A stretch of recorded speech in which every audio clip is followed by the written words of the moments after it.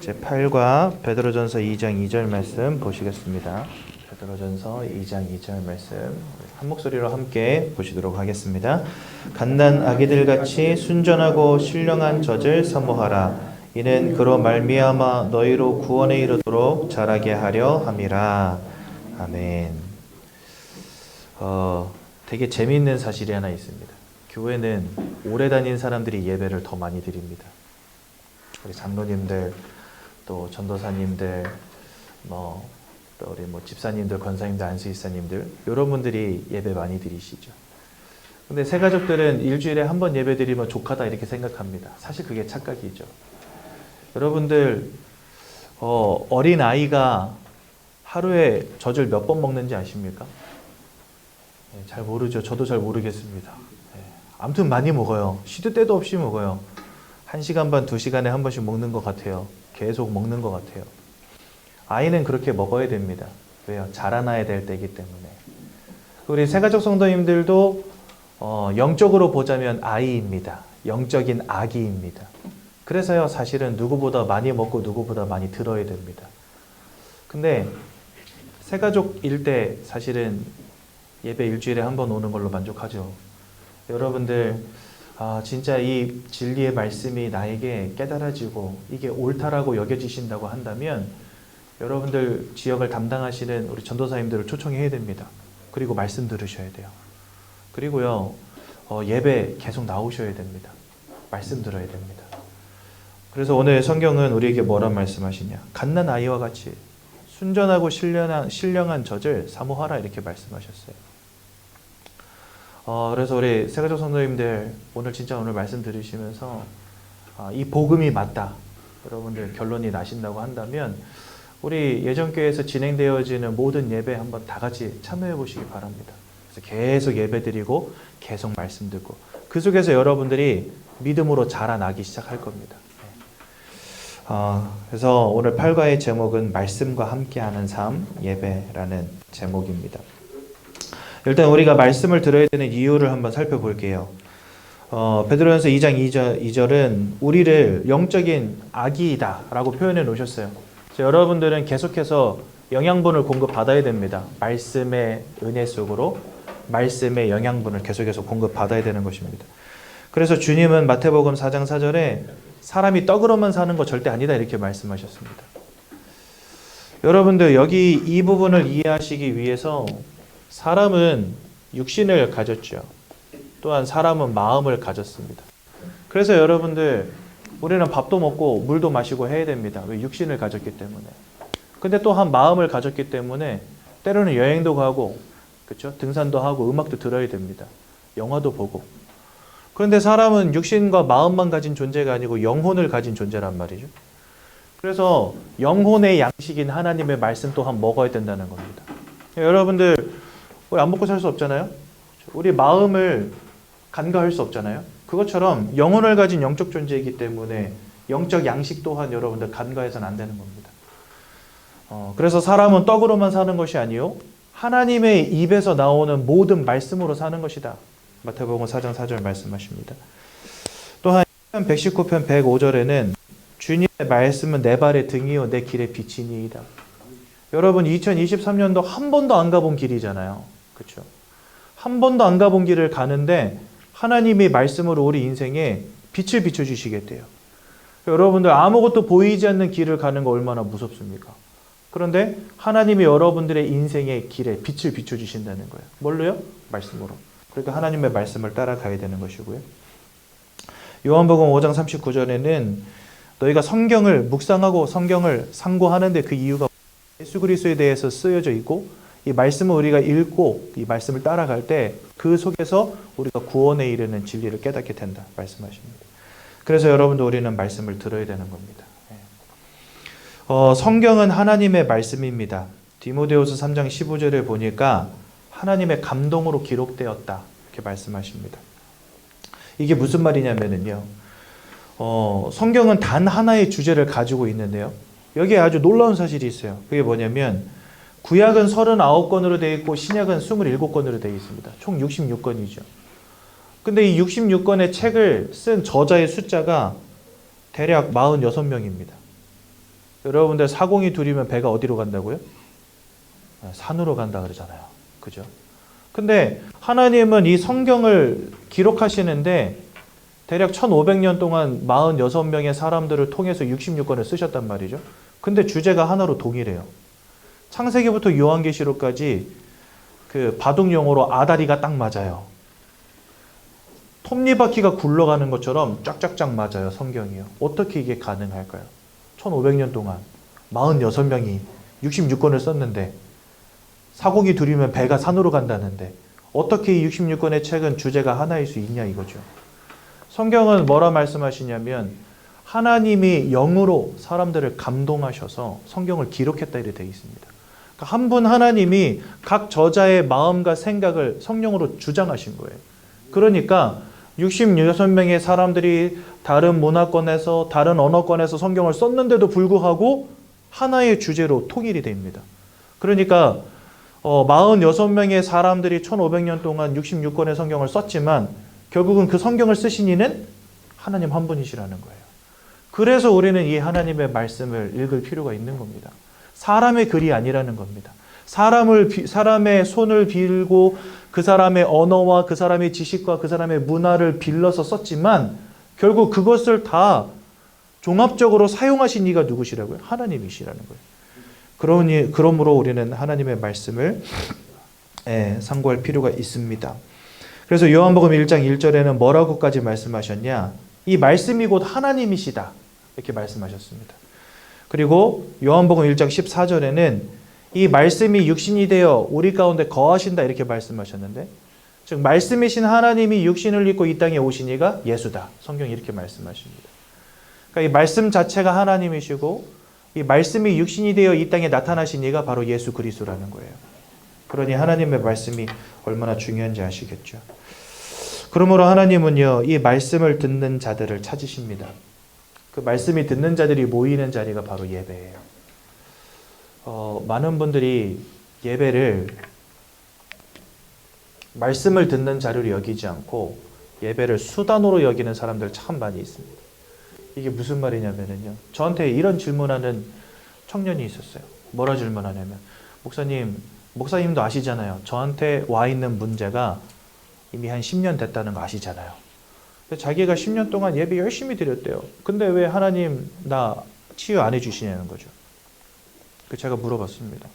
너 만약에 죽는 그날까지 그 문제가 치유 안 된다고 한다면 교회 안 올 거야?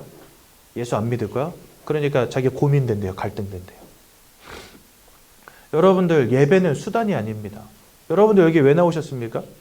예배하면 뭔가 내 사업이 잘 될 것 같아서? 예배하면 뭔가 내 문제가 해결될 것 같아서 오셨습니까? 그렇다면 여러분들 착각입니다. 예배는요, 뭐 하는 자리냐? 하나님이 우리에게 주신 구원의 진리가 무엇인지를 깨닫는 자리가 예배고요. 또 예배는요, 하나님께 영광 돌리는 자리입니다. 절대로 여러분들 인생의 수단이 되어서는 안 되는 자리예요.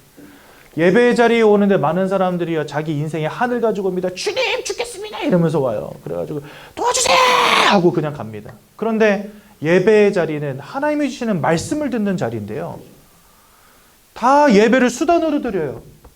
그러니까 예배 드리러 와서 자기 한풀이만 하고 그냥 가요. 하나님의 소원, 하나님이 원하시는 바, 하나님이 성경에 기록해 두시고 우리에게 깨닫게 하시고 우리 인생이 따라가기를 소원하는 그 말씀에는 귀 기울이지 않고 자기 하소연만 하는 겁니다. 주님 나 예배 잘 드렸으니까 사업 좀 잘 되게 해주시고, 주님 나 예배 잘 드렸으니까 내 인생 문제 좀 해결해 주시고, 뭔가 예배가 자꾸 수단이 되는 거 있죠.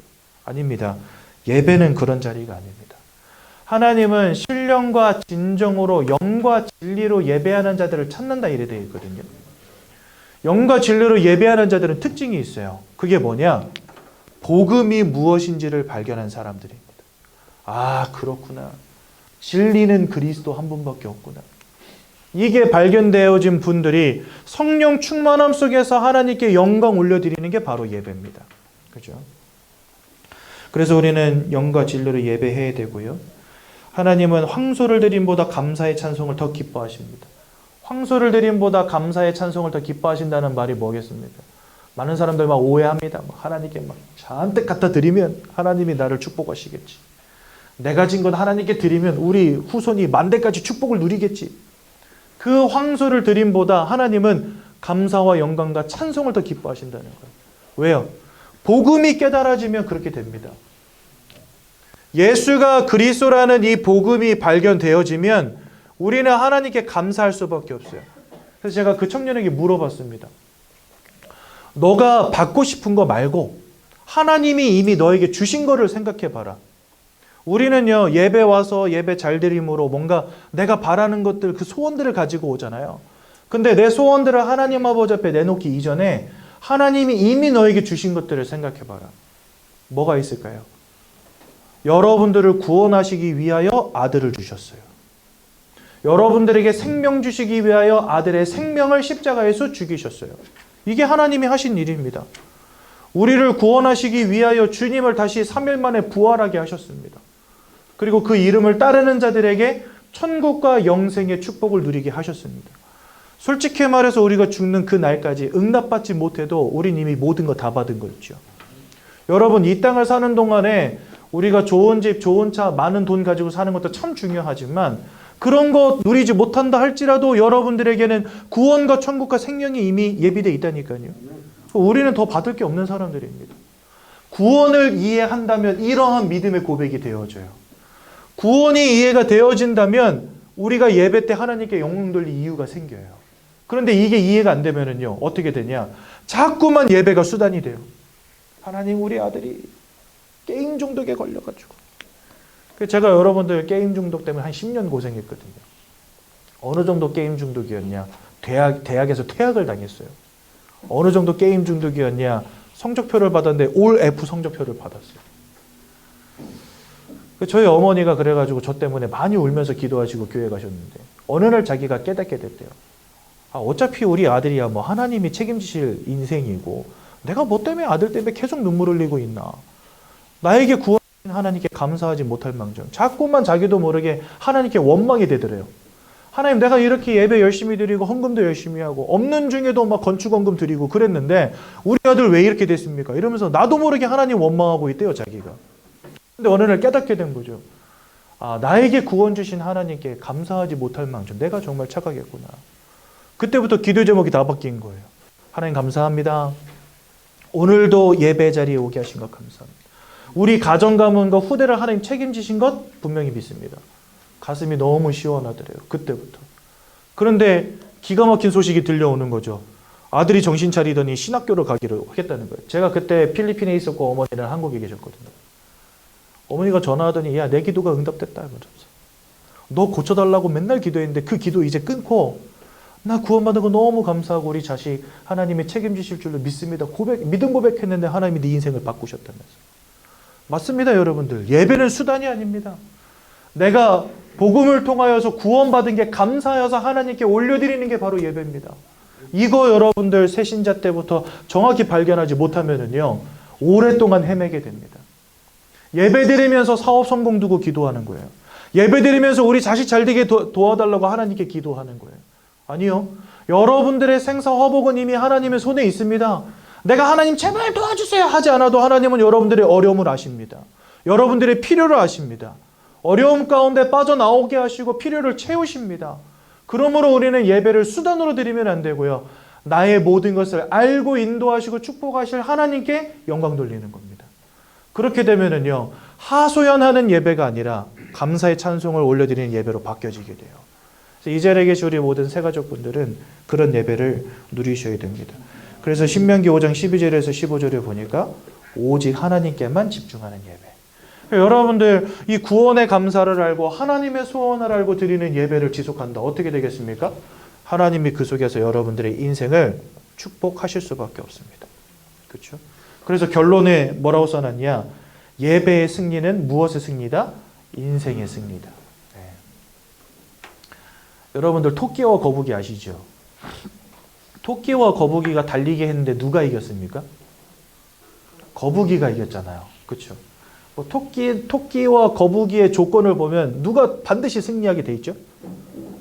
토끼가 반드시 승리할 수밖에 없잖아요. 거북이는 이러고 가는데 토끼는 막 쌩 하고 가버리니까.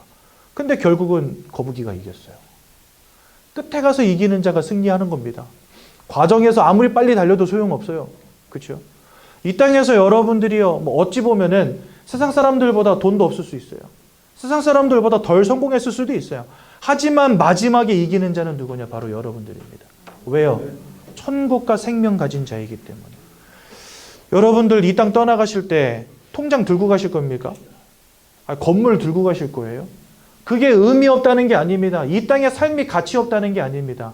참 가치 있고 좋고 편리한 것이지만 우리에게 생명과 천국을 줄 능력이 이 땅의 성공에는 없다니까요. 그래서 여러분들 하나님이 주신 구원이 얼마나 가치 있는지를 깨닫는 자들이 되셔야 됩니다. 이 땅에서 여러분들 성공도 하십시오. 돈도 많이 버십시오. 하지만 그것 때문에 하나님께서 주신 구원의 은혜를 잃어버리는 그런 이상한 인생 되면 절대 안 되는 것입니다. 오늘 특히나 우리 3층 본당에서 어떤 말씀 주셨냐? 두 주인을 같이 섬길 수 없다. 이렇게 말씀 주셨어요.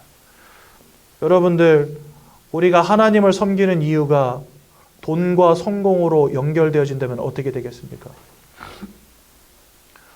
그런데요, 이 땅을 살아가는 모든 사람들은 사실 돈과 성공에 굉장히 관심 많거든요. 어느 정도로 관심이 많냐? 돈 벌고 성공하는 것 때문이라면 우상도 숭배하고 귀신도 섬겨요. 그게 이 세상입니다. 여러분들 제가 예전에 한번 말씀드렸잖아요. 우리나라 IMF 왔을 때 돈 제일 많이 번 사람들 누군지 아시냐고. 아십니까 여러분들? IMF 터졌을 때 돈 제일 많이 번 사람들이 누구냐? 무속인들, 굿당 사장님들이었어요. 구조조정 당하니까 나이 40에 퇴직금 받아가지고 나왔는데 이게 나라가 너무 어려우니까 어디 가서 무슨 사업을 해야 될지를 모르겠는 거예요. 그러니까 이 사람들이 퇴직금 싸들고 어디 갔냐? 굿당으로 간 겁니다. 퇴직금 싸들고 무당 찾아간 겁니다. 그래가지고 저 군자복 밑에 있는 굿당 사장님 제가 만나서 복음 전했거든요. 그때 자기는 평생 먹을 돈을 다 벌었대. 그때 IMF 때 사람들이 퇴직금을 몽땅 싸들고 다 오는 거예요. 어디다가 사업, 어떤 사업을 어디다가 어떻게 해야지 내가 이 IMF 시대에 돈을 벌겠습니까? 해가지고 옆에다가 무당 하나씩 끼고 돈 싸들고 찾아와서 굿당에서 막 3박 4일씩 구슬하는 거예요. 그러니까 이 사람은 그냥 굿당 빌려주는 걸로 돈을 다 벌었대요. 얼마나 많이 찾아오는지. 돈 벌고 성공하기 위해서 사람들은요, 굿도 하고 부적도 쓰고 귀신도 섬깁니다. 그게 세상입니다. 우상 숭배한다니까요. 그런데 우리가 하나님을 그렇게 믿어서야 되겠습니까? 예배가 수단이 되면 절대 안 됩니다. 그러면은요, 반드시 방황하다 무너집니다. 그래서 여러분들은 돈과 성공 따라가는 인생이 아닌 하나님을 바라보는 인생이 되어야 됩니다. 그러면은요, 나의 인생을 살리기도 하시고 죽이기도 하시고 높이기도 하시고 낮추기도 하시는 그 하나님, 생사화복의 주관자이신 하나님이 여러분들의 필요를 채우실 것입니다. 마태복음 6장 33절 뭐라 말씀하십니까? 너희는 먼저 그의 나라와 그의 의를 구하라. 즉 하나님만 바라보라는 겁니다. 그러면 이방인들이 구하는 모든 것, 무엇을 마실까, 무엇을 먹을까, 무엇을 입을까, 너희들의 필요를 다 아시고 하나님이 그것을 채우시겠다 말씀하셨습니다. 이방인들이 구하는 것 따라가지 말아라. 왜? 하나님이 채우실 것이니까. 들풀도 입히시고 하늘을 나는 새도 먹이시는 하나님께서 하물며 너희일까 보냐 말씀하십니다. 그래서 여러분들 진짜 하나님이 원하시는 예배가 뭔지를 바로 발견하시고 수단으로서의 예배가 아닌 구원의 감사 안에서 하나님께 올려드리는, 영광 올려드리는 예배의 축복을 새신자 때부터 누리셔야 됩니다. 아셨죠? 그래서 여러분들 예수 믿는 이유가 오늘 바로 발견되어지는 귀한 날 되시기 바랍니다. 그렇다면 여러분, 왜 우리는 하나님께 늘 감사하는 인생을 살아야 될까요? 왜 우리는 하나님께 영광 돌리는 인생을 살아야 될까요? 다른 이유는 없습니다. 성경은 하나님께서 세상을 창조하셨다라고 말씀하시고 또한 사람을 만드셨다라고 되어 있습니다. 그게 창세기 1장 27절과 28절에 보면 잘 나와 있습니다. 하나님의 형상을 따라 사람을 창조하셨기 때문에 사람은 다른 피조물들과 다른 영적 존재라고 말씀하십니다. 그래서 여러분들 영적 존재이기 때문에 우리는 영적 행위를 하는 유일한 존재들입니다. 그래서 어디 가서 예배도 드리고 불공도 드리고 미사도 드리고 굿도 하고 점도 치고 부적도 갖다 붙이고 사람들은 이런 행위들을 하잖아요. 저 아마존 밀림에 살아가는 원시 부족들도 주술사라는 사람들이 있습니다. 그래서 뭐 얼굴에다 막 진액 같은 거 이렇게 막 바르고 막 이렇게 하면서 굿해요. 이 사람들도요. 뭔가 영적인 행위를 한다는 거예요, 사람들은요. 그런데 희한하죠? 동물들, 뭐 개, 돼지, 소양이, 고 이런 동물들은 절대로 영적 행위라는 걸 하지 않습니다. 그렇죠? 왜냐? 하나님이 사람을 하나님의 형상을 따라 다르게 창조하셨기 때문에 그렇습니다. 성경에 보면은요, 사람도 흙으로 빚으시고 동물들도 흙으로 빚으셨다 이렇게 돼 있어요. 근데 동물들과 사람을 지으실 때 한 가지 차이가 있는데 그건 뭐냐? 사람에게는 그 코에다가 생기를 불어 넣을 때 살아있는 영이 되었다라고 말씀하시고, 동물들을 지으실 때는 그게 빠져 있어요. 그러니까 사람과 동물들을 지으실 때 하나님 다른 모양으로 지으셨다는 겁니다. 특히나 영적 행위를 하는 영적 존재로. 그렇다면 왜 하나님은 이렇게 다른 모양으로 우리를 지으셨을까요? 거긴 이유가 있습니다. 이것을 우리는 창조의 원리라고 하는데요. 하나님이 처음부터 이 땅의 피조물들을 지으실 때 주신 원리가 하나씩 있어요. 그게 뭐냐? 물고기는 물속에 살아가도록 만드신 겁니다. 그래서요, 물고기는 물속에 있으면 됩니다. 물 밖에 나와 있는 물고기, 여러분도 뭐 해주시겠습니까? 떡밥을 주시겠습니까? 지렁이를 주시겠습니까? 물 밖에 나와 있는 물고기는요, 빨리 물속으로 집어 넣어줘야 돼요. 그렇죠? 이거는 삼척동자도 아는 사실이잖아요. 그렇지 않아요? 물고기는 반드시 물속에 살아야 된다. 이것을 우리는 뭐라 하냐? 절대적 원리라고 합니다. 그렇죠? 나무는 어떻습니까, 여러분들? 나무는 땅속에 뿌리 내리고 살아야 됩니다. 하나님 처음부터 이렇게 만드셨어요. 그렇죠? 그래서 여러분, 나무 옮겨 심을 때 어떻게 합니까? 뿌리에다가 흙덩이 이만큼 달아가지고 새끼줄 줄줄줄 감아서 가잖아요.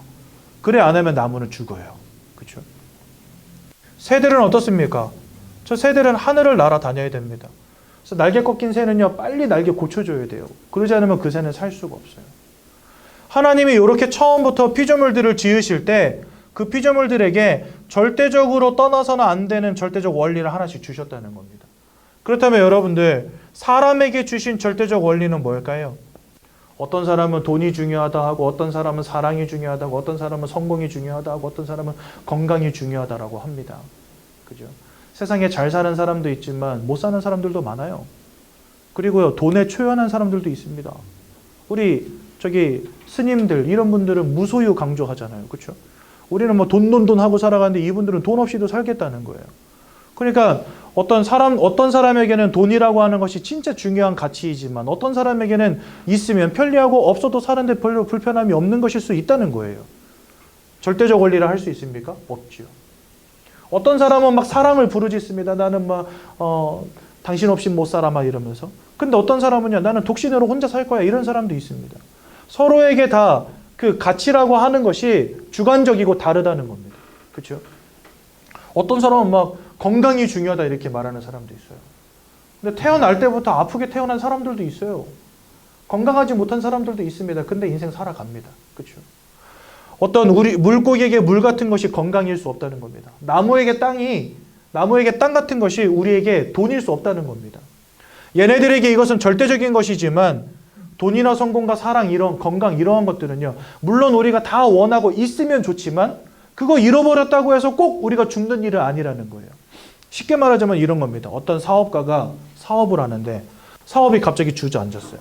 그러면은 그분을 보면서 여러분들 뭐라 생각해요? 아이고 좀 힘드시겠다. 빨리 다시 일어서세요. 이렇게 말하지. 아이고 저분 죽었구나 싶습니까? 돈 잃어버렸다고 아이고 쟤 죽겠구나 싶습니까? 아니죠. 돈 잃어버려서 저 사람은 필히 물 밖에 나온 물고기처럼 말라 죽는구나 이렇게 생각하십니까? 아니잖아요. 돈을 잃어버리면 좀 힘들겠구나 이렇게 여기지 저 사람은 죽었다 이렇게 생각 안 하잖아요. 그렇죠? 왜요? 절대적인 원리가 아니기 때문에. 그렇다면 물고기에게 물을 주신 이가 하나님이시고 나무에게 땅을 주신 이가 하나님이시고 새에게 하늘을 주신 이가 하나님이시다고 한다면 처음부터 사람을 지으실 때 우리에게 주신 건 뭐겠느냐 이거죠. 내가 생각할 때 나에게 필요한 거 말고 내가 생각할 때 나에겐 이게 있으면 좋겠어 저게 있으면 좋겠어 막 생각하잖아요. 그게 아니라 하나님이 처음부터 여러분들에게 주신 게 있다는 거예요. 그게 뭐냐? 하나님을 알고 하나님과 함께할 때 행복한 존재로 하나님 처음부터 만드신 겁니다. 그런데 하나님은 영이시기 때문에 내가 영적 행위를 하는 영적 존재가 아니고서 하나님 알 수가 없어요. 그러니까 우리가 하나님과 함께하는 축복을 누리려면 우린 영적 존재여야만 하는 겁니다.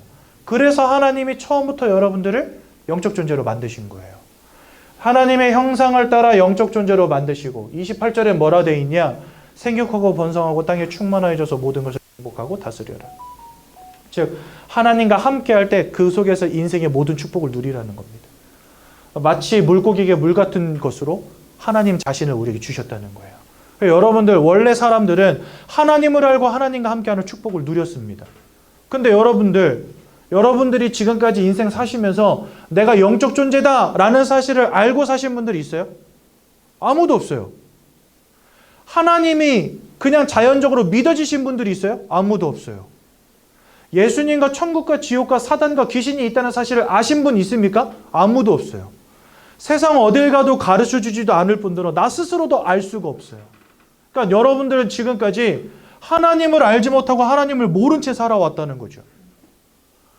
여러분 물고기가 물속에 살아가는 것은 당연한데 영적 존재인 우리가 하나님 안에 살아가는 것은 왜 알지도 못하고 당연하지 못한 사실이었을까요?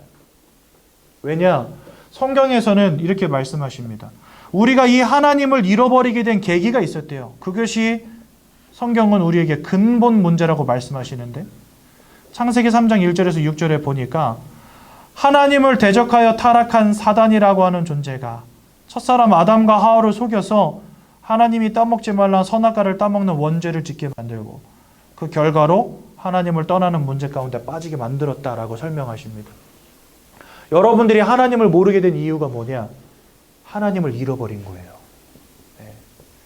내가 영적 존재라는 사실도 알지 못한 채 오로지 돈 성공 하면서 살아갈 수밖에 없는 이유가 뭐냐? 하나님을 잃어버린 존재가 됐다는 거예요. 근데 여러분 그렇구나 하고 넘길 문제가 아닙니다. 왜요? 이 하나님이라는 분은 우리에게 어떤 존재라고요? 물고기에게 물 같고 나무에겐 땅 같고 새에겐 하늘 같은 존재라니까요. 근데 그 하나님을 잃어버렸다. 그것이 뭘 의미하겠습니까? 내 인생에 행복이 없고 고통과 문제와 불행이 따를 수밖에 없는 존재가 되었다는 겁니다. 물 밖에 나와 있는 물고기가 몸이 말라가고 숨이 막혀가고 죽을 수밖에 없는 것처럼 우리 인생도 뭔가 최선을 다하는데 이상하게 되어지질 않아요. 원하는 행복과 성공은 오지 않고 원치 않는 불행과 문제만 지속되어질 수밖에 없는 인생으로 전락되었다는 겁니다. 성경의 많은 성경 구절들을 가지고 한번 살펴보겠습니다. 요한복음 8장 44절에 보니까 너희는 너희 아비 마귀에게서 났으니 마귀에게 속한 자가 되었다라고 성경 말씀하십니다.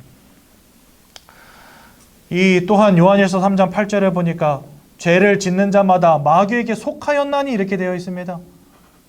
우리가 이전에는 하나님과 함께하는 축복을 누리던 사람들이었는데 하나님을 잃어버린 그 순간부터 마귀에게 속한 자가 되었다라고 성경 말씀하세요. 이 말을 세상 말로 바꾸면은요, 운명과 사주팔자에 사로잡힌 인생이 되었다라고 말할 수 있습니다. 여러분 사주팔자가 뭔지 아시죠? 사주가 여러분들의 생년월일시를 말합니다. 그렇죠? 거기다가 두 글자씩을 붙인 게 팔자입니다. 올해는 무슨 년이죠? 개묘년? 맞나요? 개묘년 맞습니까? 그렇게 매해마다 뭔가 두 글자씩 붙잖아요. 그 여러분들 생년월일시에 두 글자씩 붙이면 팔자가 돼요. 그러니까 사주팔자는 결국은 여러분들 태어난 날을 말하는 겁니다. 하늘에서 떨어지신 분은 없고 다 엄마 뱃속에서 태어났으니까 모든 사람은 다 사주팔자를 갖고 있어요. 근데 요 사주팔자, 요 운명을 따라 우리 인생을 살아가게 만드는 존재가 있다는 거예요. 그게 누구냐? 마귀가 우리 인생을 사로잡아서 우리가 마귀에게 속한 자가 되어서 이 운명과 사주팔자를 따라 살아갈 수밖에 없는 존재가 된 겁니다. 그래서 여러분들 새가 바뀌면 사람들이 다 점집 가서 물어봐요. 올해 뭘 조심해야 되겠냐고.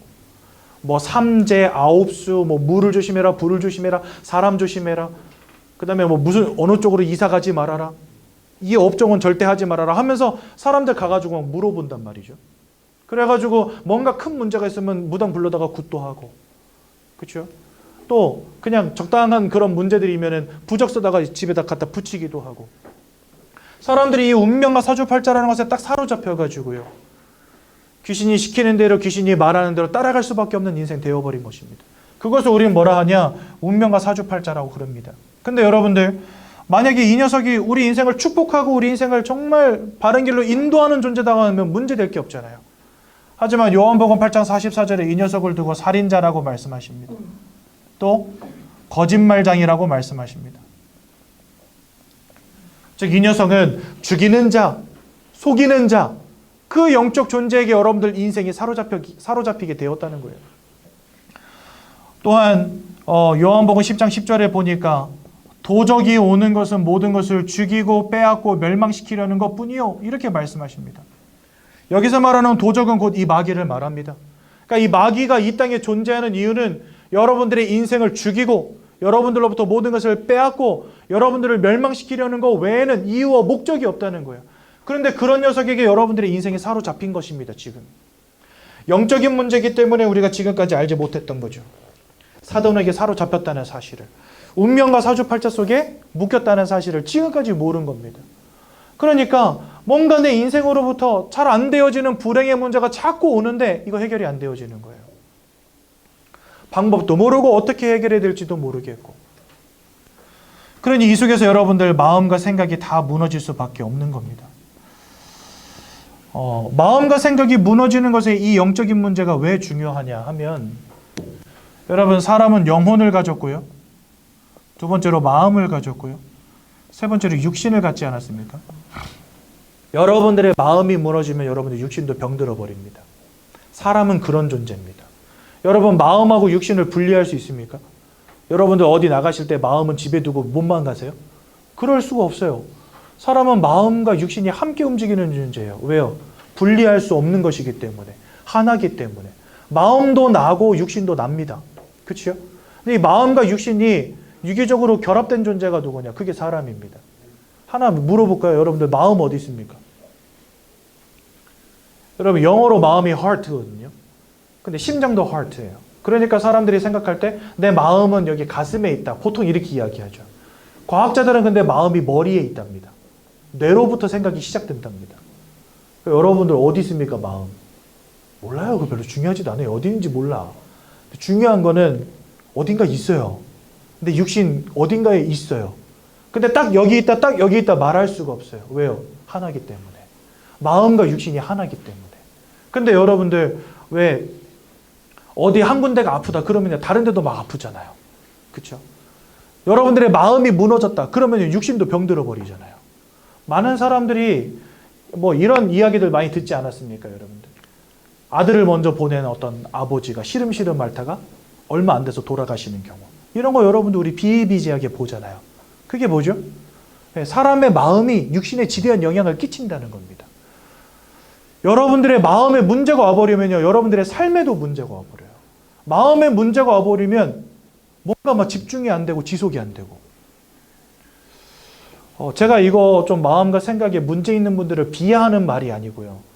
너무나 많은 사람들을 만나는 가운데 마음과 생각에 문제가 와버린 분들을 만나보니까 이분들에게 특징이 있어요. 뭐냐니까 어떤 한 공간에 집착하든지 아니면 씻기를 거부하든지 왕래를 안 해요. 지속을 못한다든지 집중을 못해요. 그게 뭐냐? 마음에 문제가 오니까 삶에도 문제가 오는 겁니다.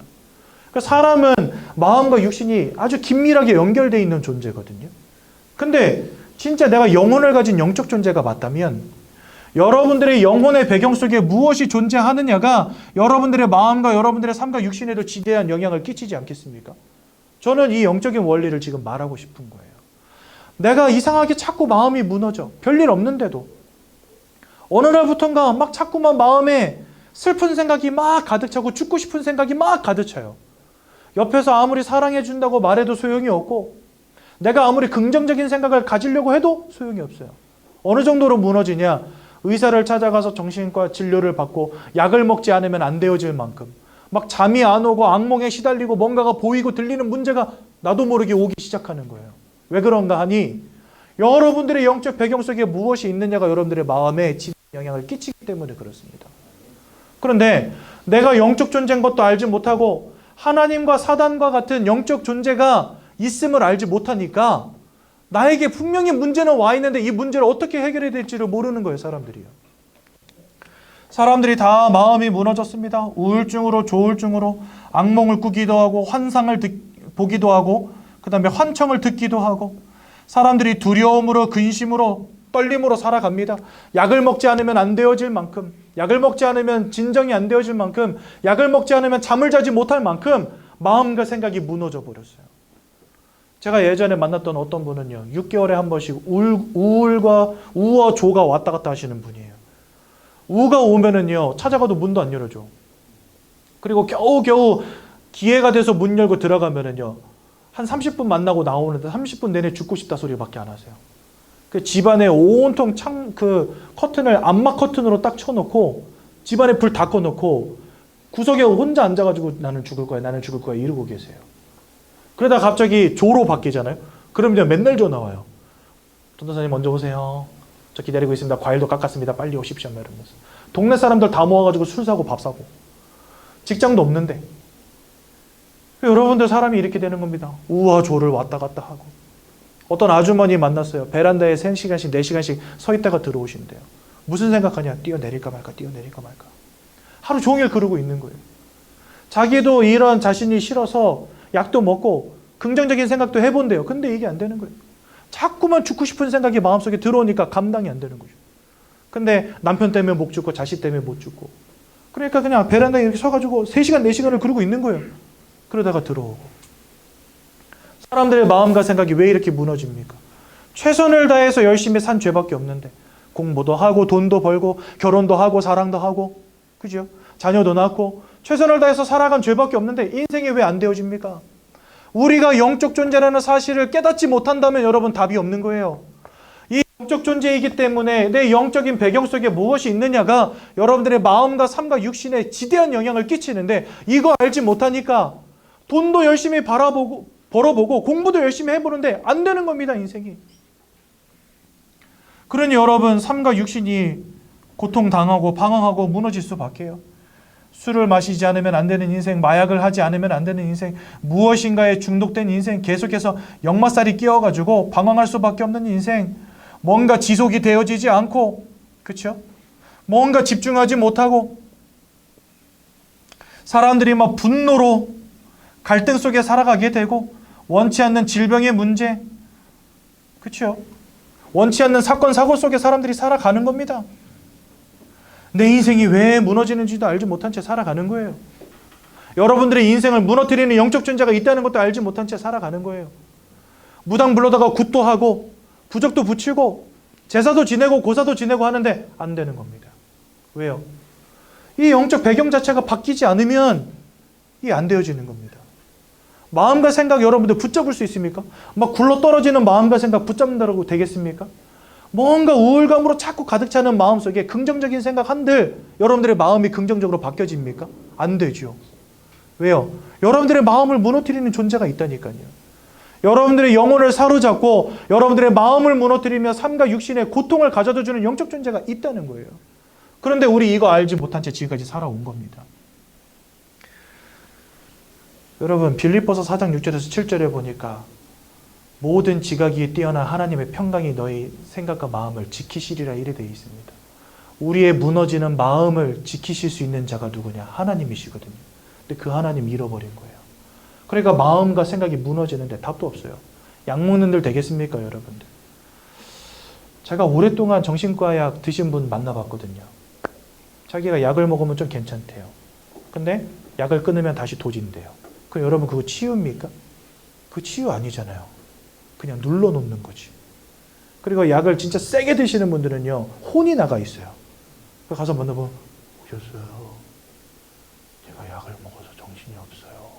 그래서 막 서로 이야기하다 보면은 갑자기 막 무슨 말을 막 하시다가 갑자기 한 5초 멈춰. 제가 무슨 말을 했죠? 막 이래. 좀 전까지 말하고 있었는데 5초 전에 말한 내용이 뭔지를 기억을 못 하는 거예요. 여러분, 그게 치유입니까? 근데 그게 세상에 해줄 수 있는 방법이에요. 유일한 방법. 그렇게 안 해놓으면 막 칼 휘두르고 난리 나니까, 그렇게 안 하면 뭔가 이상한 막 자살 소동 벌이고 하니까 약으로 눌러놓는 거예요. 여러분 그거 치유 아니잖아요. 벌써 마음의 문제로 넘어가면 답도 없다는 거예요. 여러분들. 몸이 아프다 그러면 약 먹으면 됩니다. 팔 부러졌다 이어붙이면 됩니다. 근데 마음의 문제 와버렸다 답도 없다는 거예요. 그런데 이렇게 우리의 마음과 생각과 삶과 육신이 무너지는데 아주 지대한 영향을 끼치는 요인이 여러분들 영적인 부분에 있다는 겁니다. 이걸 깨달으시라는 거예요. 내가 영적으로 창조되어서 하나님과 함께 되는데 하나님을 잃어버리고 그 결과로 우리의 마음과 생각과 삶과 육신이 무너지고 고통 가운데 놓여지게 됐다는 것을 이해하시라는 겁니다. 이것을 뭐라 하냐? 운명 사주팔자 속에서 사단에게 사로잡힌 상태라는 겁니다. 그러니 사람들이 이 속에서 뭐 할 수밖에 없죠? 열심히 우상 숭배하며 살아갑니다. 제사도 지내고 고사도 지내고 부적도 붙이고 굿도 하고, 그렇죠? 막 이상한 종교를 따라다니고 막 남녀호랑객 막 이런 거 하고 있고, 그죠? 뭔가 명상운동, 뭔가 뇌호흡 이런 거 하면서 자꾸 나의 마음을 비워내는 작업들을 막 합니다. 근데 여러분들 그 명상운동, 뇌호흡 이런 거 하는데 부작용이 뭔지 아세요? 뭐가 보이고 들리는 문제가 와버려요. 여러분, 마음을 비우는 것은 참 좋은 겁니다. 근심을 덜어내고, 그렇죠? 이렇게 뭐 복잡한 생각들을 정리하고 아주 좋은 거잖아요. 그런데 마음과 생각을 비워내는 일은요, 한편으로는 또 위험한 일입니다. 그 비워진 마음과 생각 속에 눈에 보이지 않는 영적 존재가 틈탄다니까요. 그래서요, 뇌호흡, 뭐 명상운동, 기운동 이런 거 하시는 분들 가운데 뭔가가 보이고 들리는 문제 겪었다는 것들이 유튜브에 보면 나와 있어요. 많이 나와 있어요. 그러니 막 제사도 지내고 고사도 지내고 뭐 부적도 쓰고 뭐 굿도 하고 사람들 이런 거 합니다. 그런데 문제는 뭐냐? 고린도전서 10장 20절에 보니까 대저 이방인이 하는 제사는 귀신과 교제하는 것이니라 이래 돼 있습니다. 우리가 뭔가를 열심히 차려놓고 깎아놓고 비는 그런 모든 행위들 속에 눈에 보이지 않는 영적 존재가 역사한다는 거예요. 여러분들, 사람은 영적 존재이기 때문에 영적인 행위를 하면 그곳에 영적인 존재가 역사합니다. 예를 들자면 여러분들 지금 이 자리에 함께 모여서 우리가 예배 드리잖아요. 이 자리에 누가 함께 하시냐? 둘, 셋이 나의 이름으로 모인 곳에는 하나님이 성령으로 함께 하시겠다 이렇게 약속하셨어요. 그러니까 이 자리에 누가 함께 하시냐? 성령 하나님이 역사하세요. 그것처럼 내가 어떤 곳에서 어떠한 영적 행위를 하느냐에 따라 그곳에 눈에 보이지 않는 영적 존재가 함께 한다는 거예요. 제사상 차려놓고 열심히 빌고 절하고 고사상 차려놓고 열심히 빌고 절하고 뭔가를 깎아놓고 빌고 세워놓고 빌고 할 때 그곳에 나도 모르게 눈에 보이지 않지만 영적인 존재들이 역사한다는 겁니다. 그런데 나의 영적 배경 속에 무엇이 있느냐에 따라서, 누가 계시느냐에 따라서 성령 하나님이 역사하실 수도 있고 천사가 그 자리에 함께 할 수도 있고 또한 귀신이 함께 할 수도 있다는 거예요. 그런데 영적으로 사단 마귀에게 사로잡힌 채 우상 숭배 열심히 하면 할수록 그곳에 눈에 보이지 않는 귀신의 무리들이 함께 하는 겁니다. 그래서 그런지 몰라도요, 이 우상 숭배 시게 하는 집안일수록 너무나 심각하게 무너져요. 저희 집도 그랬고요. 우상 숭배는 귀신과 교제하는 것이니라. 그러니까 우리 인생이 영혼과 마음과 삶과 육신이 완전히 귀신에게 사로잡혔는데 인생이 안 되어지는 문제들 해결해 보고자 열심히 제사 지내고 고사 지내고 부적도 붙이고 굿하는 이런 모든 행위들이 사실은 귀신과 교제하는 것이라는 거죠. 그러니까 더 큰 불행, 더 큰 문제, 더 큰 어려움이 올 수밖에 없는 행위들을 지금 사람들이 하고 있다는 겁니다. 뭔가 문제를 막을 줄 알았는데 이거 하면 할수록 문제가 더 커지는 거예요. 뭔가 축복이 올 줄 알았는데 이거 하면 할수록 더 인생이 무너지기 시작하는 거예요. 제가 한 그 무속 일을 하시는 무당분들을 수백 명을 만났거든요. 그런데 그 중에서 예수 믿고 돌아오신 분들이 있어요. 물론 다 할머니들이셨습니다. 왜냐하면 젊고 혈기 있고 장사 잘 되는 분들은요, 예수 안 믿어요. 그런데 인생이 이제 다 허물어져 가는데, 다 저물어 가는데 더 이상 귀신이 손님도 안 보내줘. 굿도 못해서 생계도 유지가 안 돼. 인생이 다 무너져서 답이 없다. 그때는요, 이분들이 복음을 들어요. 근데 여러분들, 이분들 특징이 뭐냐? 자기가 20대 때 신을 받았는데 장사가 너무 잘 됐대요. 귀신이 손님을 붙여주는데 막 사람이 줄을 선대요. 그리고 진짜 신접한 사람들은요, 점괘를 귀신이 알려줍니다. 누가 들어오면요, 쟤는 돈 문제 때문에 왔다고 알려주고, 쟤는 사람 문제 때문에 왔다고 알려주고, 쟤는 질병 문제 때문에 왔다고 알려줘요. 운명과 사주팔자에 사로잡혀 있다 보니까 그 사람들의 인생의 여정, 과정, 귀신들이 다 압니다. 그러니까요, 나에게 들려있는 이 귀신이 저 사람의 점괘를 알려주는 거예요.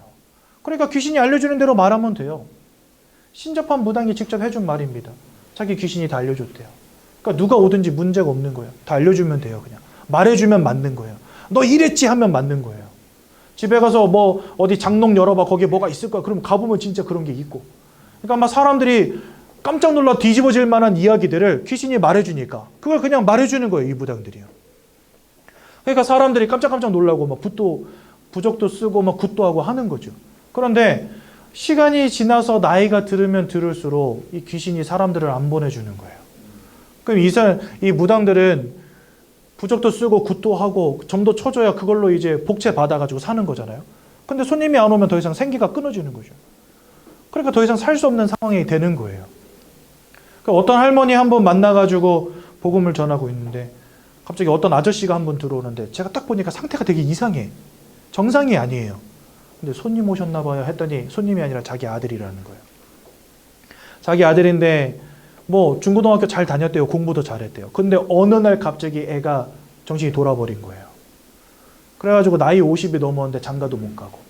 그러니까 자기는 생계 유지도 안 했는데 아들까지 키우고 있는 거예요, 지금. 나이가 70이 넘은 할머니가. 이거 다 귀신의 역사입니다. 우상숭배 하면 할수록 인생이 무너지는 거 모르셨잖아요. 다른 사람 인생은 다 맞추는데 자기 인생은 한 번도 맞춘 적이 없는 거예요. 자기 인생의 끝에 가서 이렇게 무너지고 자녀가 실패할 걸 알았다면 누가 그 길을 가겠습니까? 근데 그 길을 갈 수밖에 없어요. 왜? 자기 미래는 안 보이니까. 미래를 내가 보는 게 아니라 미래를 보여주는 게 귀신이기 때문에 내 인생이 결국 마지막에 무너질 것을 귀신이 보여주겠습니까? 안 보여주죠. 그러니까 이게 실패고 멸망인지도 모른 채 그저 살아가는 겁니다. 이게 내 운명이야, 이게 내 사주야, 팔자야 하면서 살아가는 거예요. 그런데 그 끝은 멸망, 그 끝은 고통.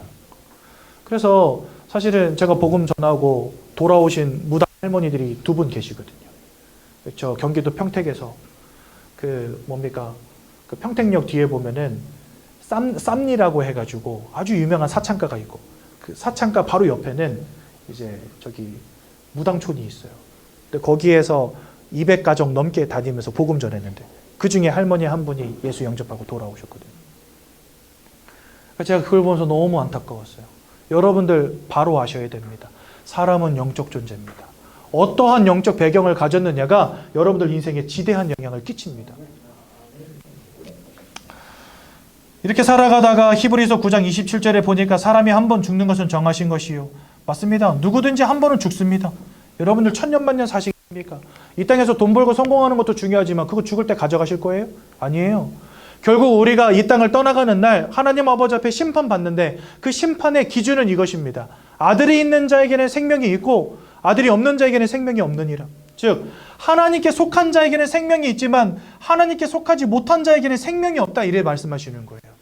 그러니까 여러분들이 마귀에게 속한 채로 이 땅 살아가다가 죽어버리면 하나님이 마귀를 가두기 위해 만들어 놓은 지옥이라고 하는 감옥 속에 같이 갇히게 되는 겁니다. 그렇다면 이 땅을 살아가는 동안에 이 마귀에게 속한 신분에서 빠져나와서 하나님께로 적을 옮기는 축복을 누린다면 여러분들은 하나님이 계신 천국으로 들어가게 되는 것입니다. 아멘. 이 놀라운 축복은 돈으로 오는 게 아니란 말이죠. 성공으로 오는 게 아니란 말이죠. 내가 영적 존재이기 때문에 이 영적인 신분을 바꿀 비밀이 여러분들에게 있어야 된다는 겁니다. 더 큰 문제는 뭐냐? 여러분들의 후대도 여기서 자유로울 수 없다는 사실. 여러분들 돈으로 안 되고 지식으로 안 되고 성공으로 안 된다면 방법이 없잖아요, 이 땅에서는요. 내가 아무리 노력하고 열심을 내도 이 영적인 신분을 바꿀 수 없다면 우리는 어떻게 해야 됩니까? 그렇죠? 착하게 산들 되겠습니까? 착하게 산들 운명과 서주팔자에서 우리가 빠져나와지겠습니까? 열심히 산들 되겠습니까? 열심히 산들 여러분들의 인생을 사로잡은 사단의 권세로부터 자유로울 수 있겠습니까? 아니죠.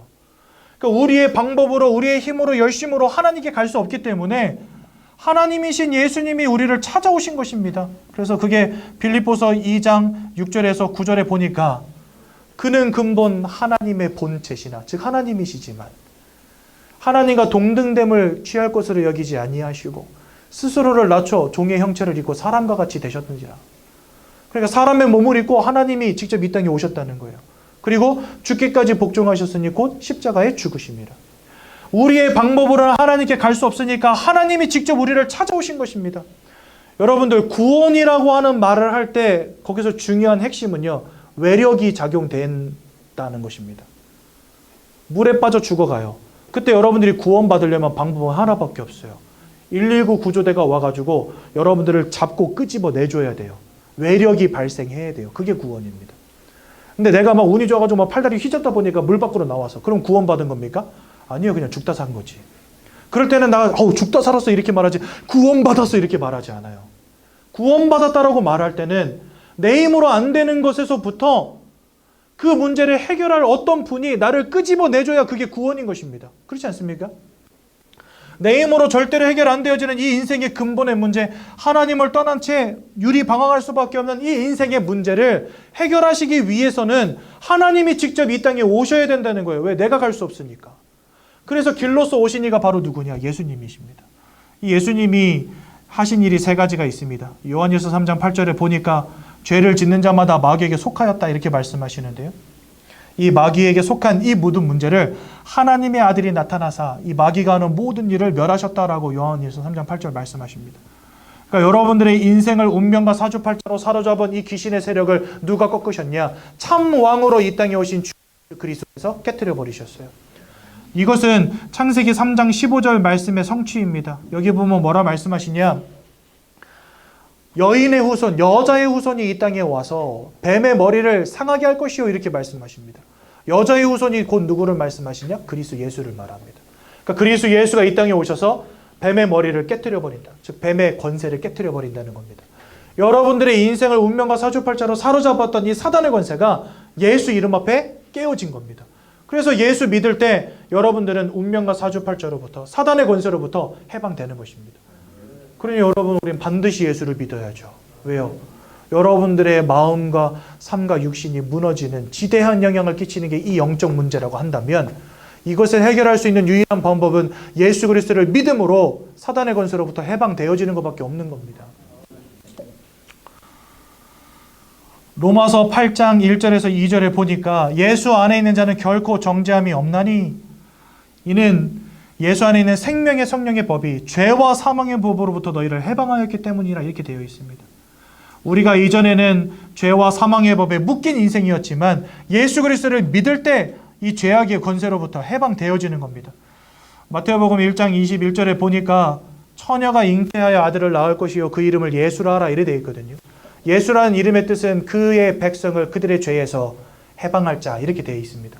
그러니까 예수님 오신 이유가 뭐냐? 여러분들을 죄악으로부터 해방하시기 위해서 오셨다는 거예요. 그래서 예수를 믿을 때 이 죄와 사망의 법으로부터 해방되는 겁니다. 또한 요한복음 14장 6절에 보니까 내가 곧 길이요 진리요 생명이니 나로 말미암지 않고는 아버지께로 올 자가 없느니라. 왜요? 다 하나님 떠나 있어요. 사단에게 다 붙잡혀 있어요. 그러니 진리 되시고 생명 되시고 길 되신 예수가 아니고서는 우리는 사단의 권세로부터 죄악의 문제로부터 하나님 떠난 문제로부터 자유로울 수 없는 것입니다. 근데 예수님이 우리에게 참 선지자가 되셔서 하나님을 만나는 길을 열어주신다 말씀하십니다. 예수님이 2000년 전에 이 땅에 오셔서 우리를 위해서 고난당하시고 고통당하시고 우리를 위해서 모든 보혈을 흘려주시고 돌아가신 지 3일 만에 부활하심으로 우리 인생의 모든 근본의 문제와 사망의 문제를 끝내시고 하나님의 자녀 되어지는 놀라운 구원의 축복을 완성하신 것입니다. 우리 인생의 문제가 하나님을 잃어버린 채 사단 마귀에게 붙잡혀서 온 것이 분명히 맞다면 이 문제 때문에 천국과 생명을 잃어버린 채 이 땅 떠나갈 때 지옥 불구덩이 속에 던져질 수밖에 없는 운명이 된 것이 맞다고 한다면 이 영적인 신분과 이 영적인 배경을 바꾸는 유일한 방법은 열심히 사는 것도 아니고 착하게 사는 것도 아니고 돈 많이 버는 것도 아닙니다. 우리를 구원하시기 위해서 이 땅에 오신 예수를 그리스도로 믿고 영접함으로 우리는 구원받을 수 있는 것입니다. 아멘. 오늘 예수를 그리스도로 마음에 믿으시고 하나님의 자녀 되십시오. 15페이지에 보시면 영접 기도문이 있습니다. 우리 이 시간에 예수님을 우리 마음속에 영접하는 시간을 함께 갖겠습니다. 로마서 10장 10절에 보니까 마음으로 믿어야 된대요. 이 사실을 먼저 마음으로 믿으셔야 됩니다. 그 두 번째로 입으로 고백해야 된다 말씀하십니다. 마음으로 믿고 입으로 고백할 때 우리가 의에 이르고 구원에 이른다라고 말씀하십니다. 그러니 오늘 영접 기도문을 우리가 함께 고백할 때 여러분들 예수가 그리스도라는 이 사실을 믿으시기 바라고 여러분들의 입술로 진실되게 고백하시기 바랍니다. 제가 먼저 기도할 때 여러분들 저희 기도를 따라서 기도하시면 되겠습니다. 사랑의 하나님, 이제 나는 죄인인 것을 깨닫고 회개합니다. 지금까지 하나님을 떠나 사단의 지배 아래 묶여 종노릇하며 살았습니다. 그러나 예수님이 저를 위하여 십자가에서 죽으시고 3일 만에 부활하신 그리스도이심을 믿습니다. 예수 그리스도께서 하나님을 만나는 유일한 길이 되시며 사탄의 권세를 꺾으시고 모든 죄와 저주와 재앙에서 나를 해방하신 그리스도 되심을 믿습니다. 지금 이 순간 내 마음의 문을 열고 예수님을 나의 구주로 나의 주인으로 내 마음에 영접합니다. 나를 구원해 주심을 감사드립니다. 앞으로 하나님의 말씀과 뜻대로 살겠습니다. 지금부터 일평생을 세밀히 인도해 주옵소서. 예수 그리스도 이름으로 기도합니다. 아멘. 제가 한번 기도하고 말씀 마치겠습니다. 하나님, 오늘 주신 말씀을 기억하게 하시고 일평생 예배의 축복을 누리며 그리스도를 통하여 하나님의 자녀 되었음을 확신하는 우리 귀한 새가족 성도님들 되시도록 인도해 주옵소서. 예수님 이름으로 기도드렸습니다. 아멘.